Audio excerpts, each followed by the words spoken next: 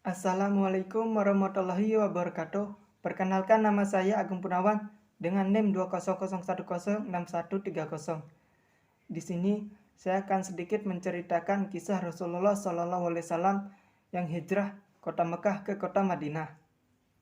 Pada kala itu, ada kaum yang bernama kaum Quraisy yang benci dengan Rasulullah dan umat Islam. Mereka suka menyembah patung dan suka mengumpulkan harta.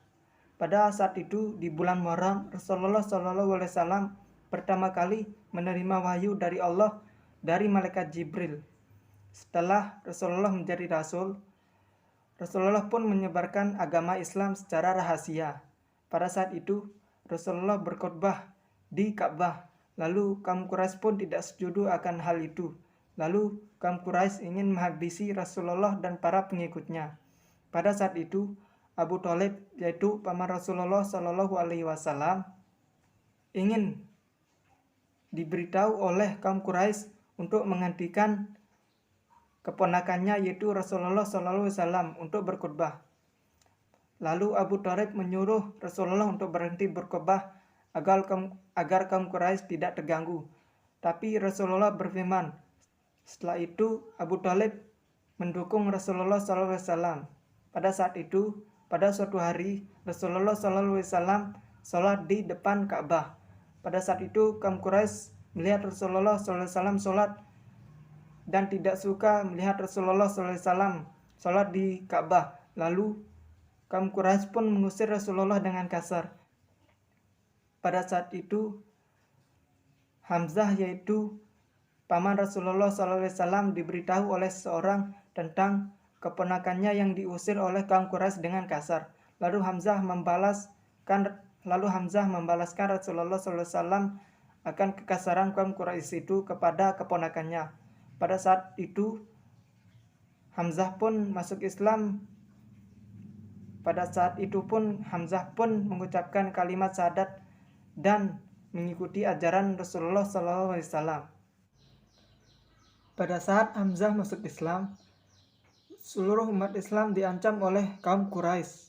Setelah itu, sebagian umat Islam berpindah ke Absyan, tempat raja Kristen itu, dan ada salah satu seorang Quraisy yang ingin pergi ke raja Kristen itu dan berniat untuk mengusir orang Islam, tapi tujuannya gagal dan orang Quraisy itu diusir oleh raja Kristen itu, dan umat Islam pun diberikan tinggal di kerajaan itu.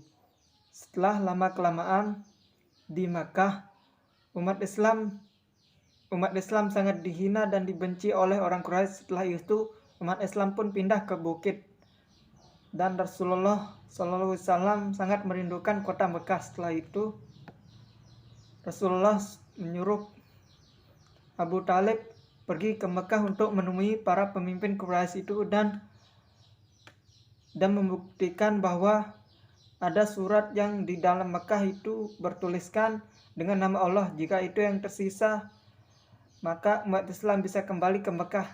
Setelah itu umat Islam pun berhasil membuktikan mereka menang.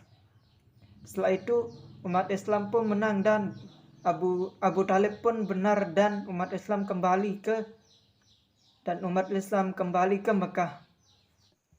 Pada saat itu pun umat Islam dan Quraisy damai, dan pada saat paman Rasulullah SAW wafat, kaum Quraisy ingin membalas dendam kepada Rasulullah SAW.